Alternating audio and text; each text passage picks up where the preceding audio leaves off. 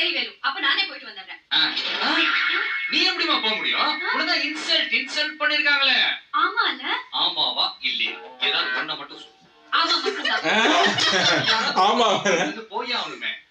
புவனா அனுப்பலாம்னா அப்ப சின்ன குழந்தை. யார அனுப்புறது? என்னதுக்காக போக சொல்ற? முடியாது. முடியாது. நான் சொல்லவே இல்லையே. இப்ப சொன்னீங்க. என்ன சொன்ன? சொல்லவே இல்லன்னு சொன்னல? நான் சொன்னேன். கல்யாணத்துக்கு நீயே போயிடு. അതന്നെയാണ് വേണ്ടത്. പ്രകാശ് രാജ് മധുരയിലാണ് നീ ഉള്ളത്. പ്രകാശ് രാജൊക്കെ മാച്ചിന് പോവാണ്. അവിടെ നിന്നാട്ടോ തുടങ്ങുന്ന. ഇനി എന്തൊക്കെയോ ഇന്ന് ചെറുതായിട്ട് മാറിയില്ലേ? ഓ ഓ ഫേസ് ഓഫ് പോലെ ചെറുതായിട്ട് അല്ലേ? ആ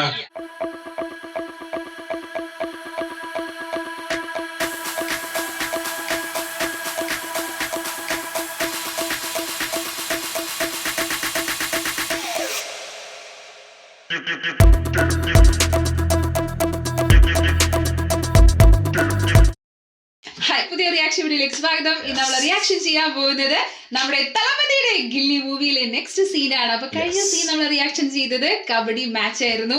അപ്പൊ നല്ല കലക്കൽ ഒരു ഡയലോഗ് അവിടെ കൊടുത്തിട്ടുണ്ടായിരുന്നു അല്ലെ? കളിച്ച് ജയിക്കി.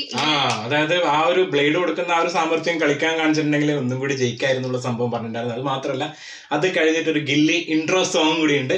ആ സോങ് കഴിഞ്ഞതിന് ശേഷമുള്ള സീനാണ് നമ്മൾ ഇനി റിയാക്ട് ചെയ്യാൻ വേണ്ടി പോകുന്നത്. നേരെ നമുക്ക് സീനിലോട്ടുള്ള എൻട്രിക്ക് വേണ്ടിട്ട് വെയിറ്റ് ചെയ്യാൻ സീനാണ്. തൃശ വന്നിട്ടില്ല. അപ്പൊ നമുക്ക് എന്തായാലും നോക്കാം. പ്രകാശ് രാജും വരാനുണ്ട്. റെഡി അല്ലേ? പ്രകാശ് രാജിന് അച്ഛനായിരിക്കും. ആരാന്നറിയില്ല. നോക്കാം, തുടങ്ങാം.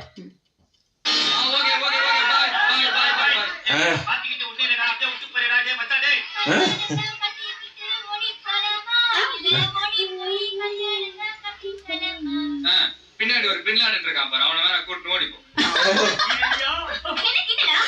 கல்யாணம் பண்றாங்க. கல்யாணம் நான் போணுமா அதுக்கு? இலைபடி நான் கொண்டு வருவேன். முடியாதுன்னு சொல்றேன். எங்க குடும்பத்தை மதிக்காத யாரையும் நான் மதிக்க வேண்டிய அவசியம் இல்ல. வேண்டாம், நீ மதிக்க வேண்டாம். என்ன பண்றது? நீங்க போங்க. எனக்கு நீ முக்கியமான வேலை இருக்குடி. இல்ல நான் போக மாட்டேன். கொரேண்ட் டிராஃபிஸ் கண்டா யாரும் போகறனா தப்பா நினைப்பாங்க. ஓவர் சத்தமா இருக்குது. போய் ஒரு அட்டெண்டன்ஸ் போட்டு வந்து. அவளோ எங்கன டிஸ்கஷன். இதென்ன பார்லிமென்ட் மாதிரி இப்படி சத்தம்? நாலு பேப்பர் எழுதுறதுன்னு திட்டினா மட்டும் பத்தாது. குழந்தைகளை பீஸ்ஃபுல்லா படிக்க விடுங்க. வேலு, நீயே சொல்றா. எங்க அம்மா அப்பா 60ஆம் கல்யாணத்துக்கு அவங்க குடும்பத்துல இருந்து யாராவது வந்தாங்களா? வரல. ஏன் அப்பாவே நீ லேட்டா தானே வந்தாரு? அவர் தம்பி பொண்ணு கல்யாணமா? அதுக்கு நான் திருச்சிக்கு போணுமா? ஐயா, அது எப்படிமா முடியும்? மதியாதா தலைவாசல் மிதியாதேன்னு அப்பா யாரே சொல்லிருக்காங்க. டேய், நீ என்ன உங்க அம்மாவுக்கு சப்போர்ட்டா? சப்போர்ட் இல்லப்பா, நான் இத சொல்றேன். ஓ, அன்னைக்கு தாத்தா பாட்டியும் மாலை கழுத்துமா மனக்குறது எவ்வளவு அது சம்பவம் கண்ணு முன்னாடி இருக்குமா? என்ன பொறுத்த வரைக்கும் இந்த வீட்ல இருந்து ஒரு ஈ காக்கா கூட அந்த கல்யாணத்துக்கு போக கூடாது. ஓ, ஏதா இருந்தாலும் அமைதியா பேசு.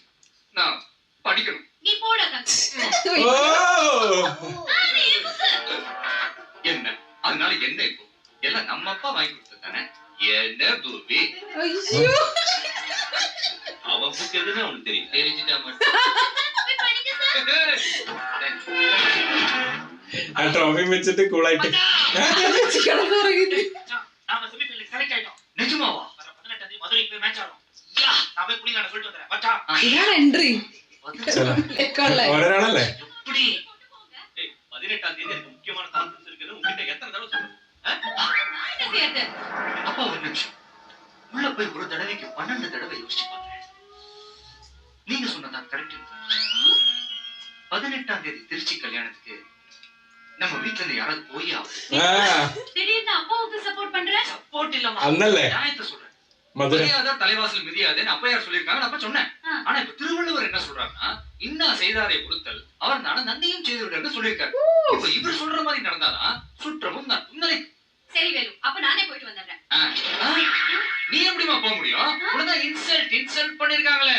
ஆமால? ஆமாவா இல்லையா? ஏதாவது ஒண்ண மட்டும் சொல்லு. ஆமா மட்டும்தான். ஆமா போய் ஆகணுமே. புவனா அனுப்பலாம்னா அப்ப சின்ன குழந்தை. யார அனுப்புறது? என்னதுக்காக போக சொல்ற? முடியாது. முடியாது. நான் சொல்லவே இல்லையே. இப்ப சொன்னீங்க. என்ன சொன்ன? சொல்லவே இல்லன்னு சொன்னல? நான் சொன்னேன்.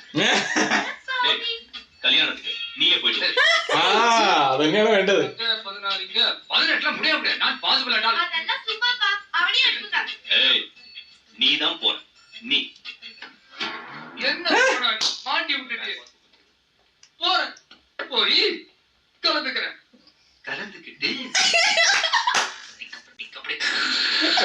അന്ന് തന്നെയാണ് പറ്റിയതുള്ളൂ. അപ്പൊ വീട്ടിൽ നിന്ന് രക്ഷപ്പെടാനുള്ള ഒരു മാർഗമില്ലേ? அவன் என்ன சின்ன குழந்தையா அவனுக்கு தெரியாதா காலு கெட்டி கிடக்குங்க டேய் கல்யாணத்துக்கு போகும்போது ഓ അനുഗ്രഹം.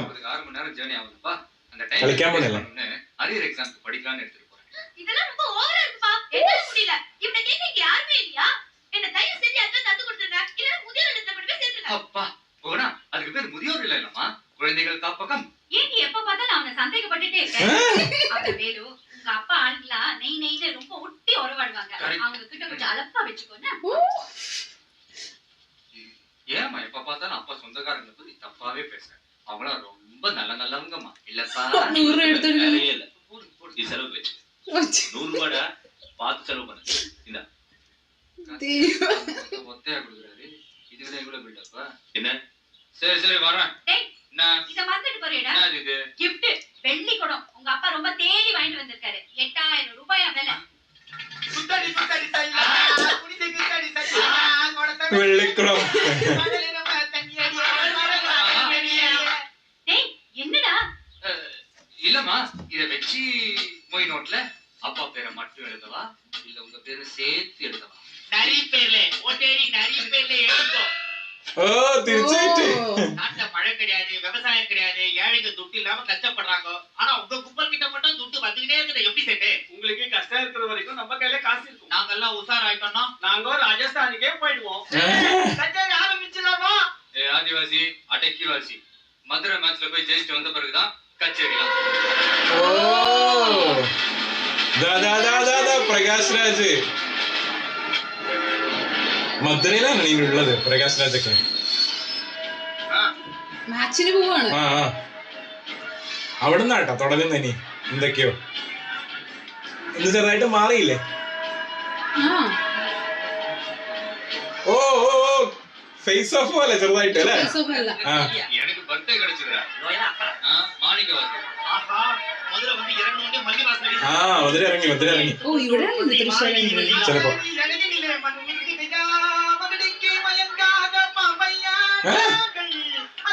കോഴികള്. ஊரை விட்டு ஊர் வந்திருக்கோம். இது மதுரை. எல்லாம் பேச்சுக்கே இடம் இல்ல ராஜா. ஸ்ட்ரைட்டா பீச் தான். ஐயோ அது ഓ അയാളെ തപ്പി ആ വന്നേക്കണേ. ஏய் எந்திரிச்சு இருக்கா?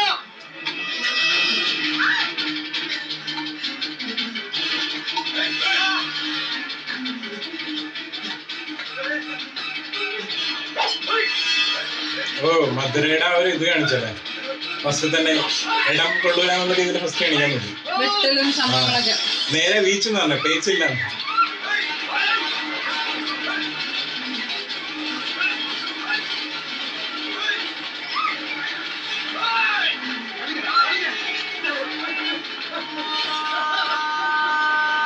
ഓ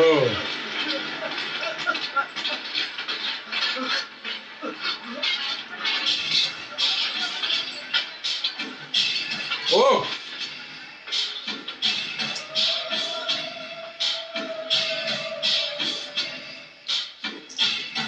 ഓ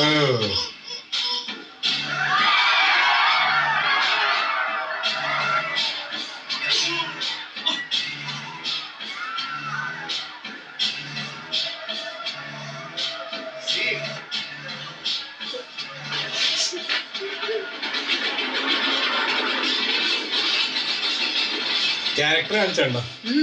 ഒരു ഊളൻ.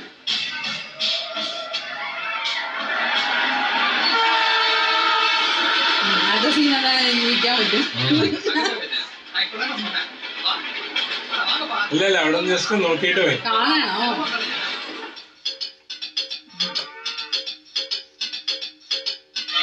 ഓ ഇത് നമ്മുടെ തൃശ്ശയുടെ ഷാനാ സോങ്. reaction ചെയ്തിട്ടില്ലേ already? ചെയ്തിട്ടുണ്ട്. ഓ അവിടെ പെട്ടെന്ന് ഒരു കണക്ട് ചെയ്തില്ല തമ്മില്. ധനലക്ഷ്മി. ഓ അപ്പൊ സംഭവം എന്താന്ന് വെച്ചിട്ടുണ്ടെങ്കിൽ ഈ സീന് തുടങ്ങിയത് ഒരു ഭയങ്കര ഒരു നല്ലൊരു ഒരു ഫാമിലിയിൽ നടക്കുന്ന കുറെ സംഭവങ്ങളൊക്കെ ആയിട്ടാണ്, അച്ഛനും മകൻ അല്ലെ, ആ ഒരു ഭയങ്കര കോമ്പിനേഷൻ നല്ല രസമുണ്ടല്ലോ കാണാൻ. അതും തളപതിക്ക് എങ്ങനെയെങ്കിലും ആ ഒരു മാച്ചിന് പോകണം. അപ്പൊ ആ കറക്റ്റ് സമയത്ത് തന്നെ കല്യാണത്തിന്റെ സംഭവം വന്ന് ഫസ്റ്റ് പറഞ്ഞതിന്റെ അകത്ത് തിരിച്ച് മാറ്റി പറഞ്ഞാണ് അവിടെ നിന്ന് രക്ഷപ്പെടുന്നത്.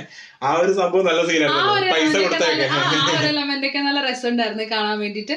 അതിനുശേഷം അവര് മധുരയിൽ എത്തിക്കഴിഞ്ഞപ്പോഴാണ്, കാരണം അവര് നിന്ന സ്ഥലം പോലെ അല്ല മധുര, അത് കുറച്ചൊരു ഡേഞ്ചർ ആണെന്നാണ് പറയുന്നത്. അപ്പൊ അവിടെയാണ് പ്രകാശ് രാജ്. അപ്പൊ പ്രകാശ് രാജിന്റെ ക്യാരക്ടർ എന്താണെന്നോ സംഭവങ്ങളൊന്നും അവരെ നമ്മളെ കാണിച്ചില്ല. പക്ഷേ ആള് കുറച്ച് ടെറർ ആണെന്ന് കാണിച്ചു. ഇങ്ങനെ കുത്തി, അതും ഫേസിൽ എക്സ്പ്രഷൻ ഭയങ്കരമായിട്ട് ഫോക്കസ് ചെയ്ത് കാണിക്കുന്നുണ്ടായിരുന്നു. ആ ഒരു കുത്തുന്ന, അത് മാത്രല്ല കുത്തുന്ന ഫോക്കസ് ചെയ്തില്ല, പക്ഷെ നമുക്കത് സീനാവും, അത് കുത്തു തന്നെ. അതായത് പ്രകാശ് രാജിന്റെ ഫേസിലൂടെയാണ് നമ്മൾ ഫോക്കസ് ചെയ്യുന്നത്. അതായത് വേറെ കാണിക്കണമൊന്നുമില്ല, പക്ഷെ എന്നാലും നമുക്ക് ആ ഒരു എഫക്റ്റ് വല്ലാണ്ട് കിട്ടുന്നുണ്ട്. അതിനുശേഷം പിന്നീട് നേരെ കാണിക്കുന്നത്, ഞാൻ വിചാരിച്ചത് ചിലപ്പോ തൃശ്ശേനെ ആയിരിക്കും തപ്പി അടക്കുന്നതെന്ന്. കാരണം അങ്ങനത്തെ ഒരു സംഭവം നോക്കി കഴിഞ്ഞപ്പോ അതാണ്.